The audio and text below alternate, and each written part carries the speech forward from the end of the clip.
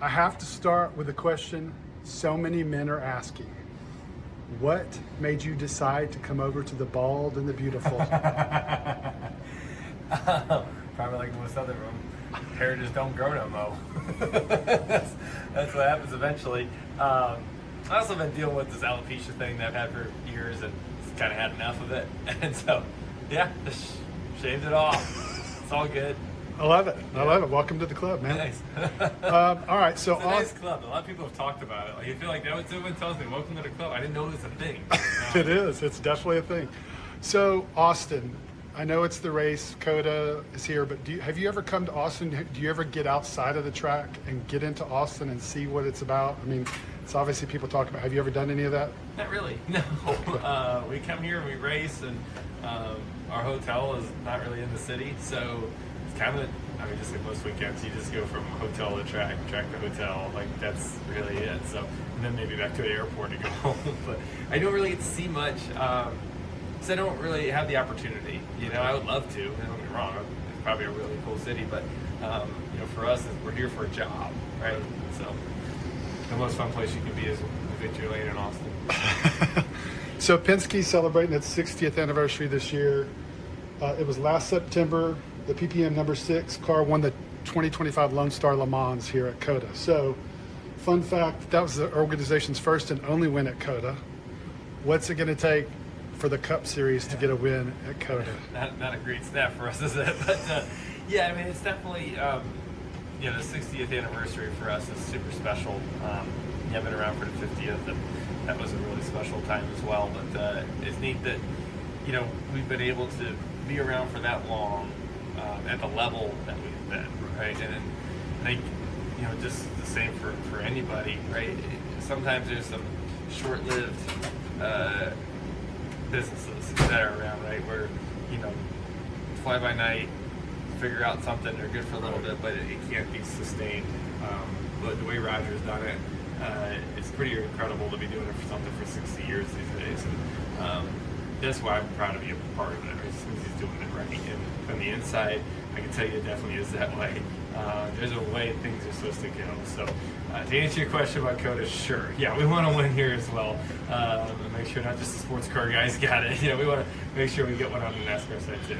So you've been known to be an aggressive driver, and now Carson is going through all this. So, not advice, but I mean, do you feel like that this was you went through something similar when you were at that age, 23, where you're like ultra aggressive and you don't really discern things at that point? No, I don't think I was that aggressive. That's a whole different level.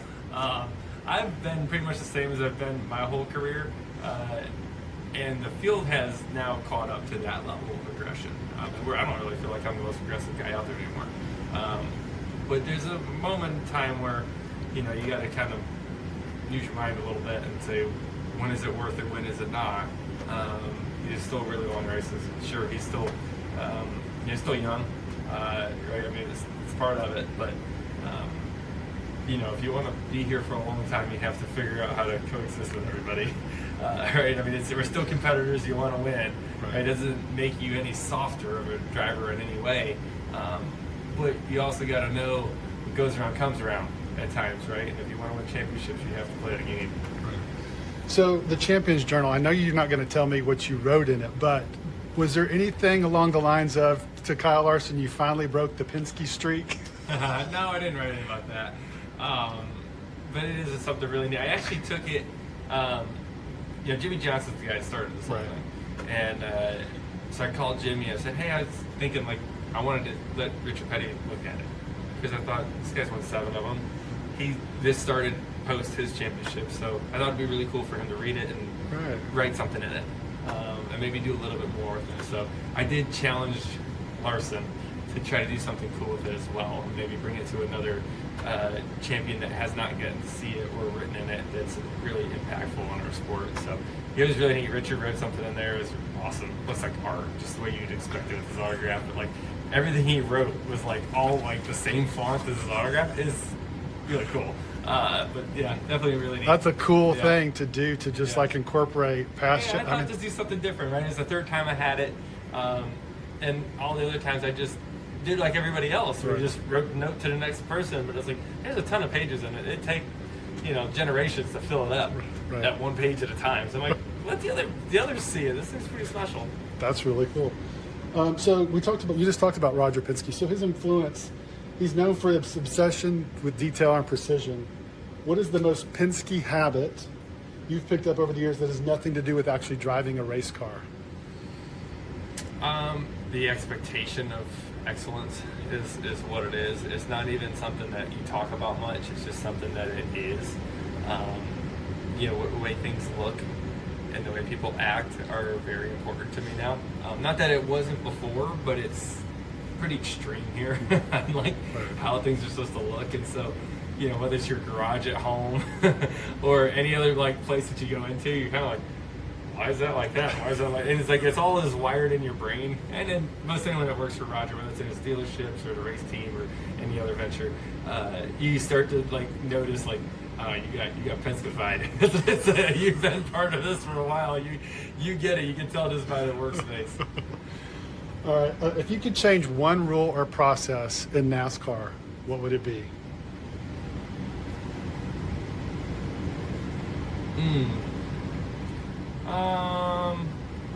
But that's tough. That's tough because changing rules are hard. Just anything. Here, I mean- Christopher Bell said stages the other day. I asked him on Wednesday. So Yeah, I would be cautious about that. There's a reason why we put stages in, right? There's a reason why we went to the playoff format, right? There's a reason why for a lot of these things. That's why it's easy for us to say when you come into a sport, I would change this and this. It's like, well, we are where we are for a reason. Right. So you have to understand that.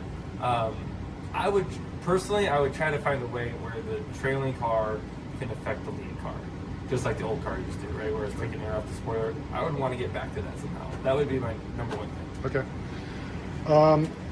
So then I have a user question. Do you see Hudson going the NASCAR route in the future, and your thoughts of possibly a racing against him in the top 3 series, Ali, Kyle Busch, and what his expectations are? Do you see that?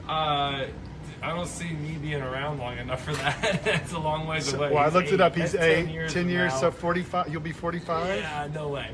Okay. Is that breaking news? Joey Logano's not going to race till he's That's 40. a long ways from now. I mean, I don't know. It really, honestly, it has to be something he wants to do. I don't want to ever force him into something like that. And right now he doesn't really want to. So, Okay. and that's okay. I'm totally fine with that. He loves driving cars. He loves racing Dad at home. Oh, I've seen it. Dad has a lot of fun racing I've with him seen at home it. too. He's like my little best friend, so we have a good time. All right, AI.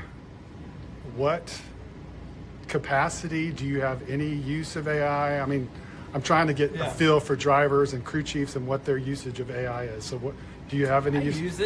I use it. I don't know if I live by it. Like some people do. I use it as a tool to help make things quicker.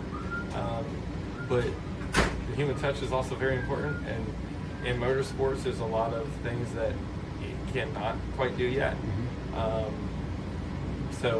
But you can definitely use it for efficiencies, no doubt. Sure. So when you look back on your career years from now, I mean, you're in the moment now.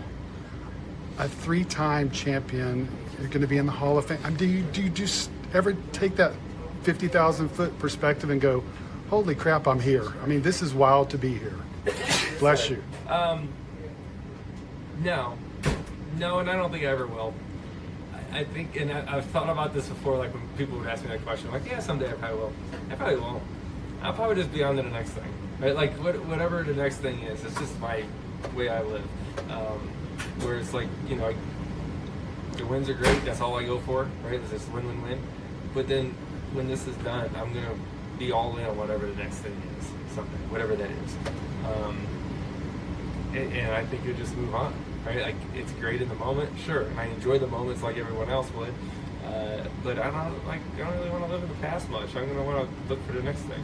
Okay. Last question. President Trump last week asked the Secretary of, I think it was War, to declassify UFO files. Okay. So that's going to be my question. A theme question all weekend is, what are your thoughts? Have you had any interest on UFOs, extraterrestrial, anything? Is there anything I can do about it? No, the answer is no. I can't do anything about it, so I don't really care. I stay in my lane, right? My little world. That's where I stay, and I handle that. Okay, so you've never like had. I don't really care. No. I mean, what? Tell me if something bad's gonna happen. I'd like to know that. But outside of that, I'm just gonna keep rolling and controlling what I can control. And outside of that, it's in God's hands. I'm good. Fantastic.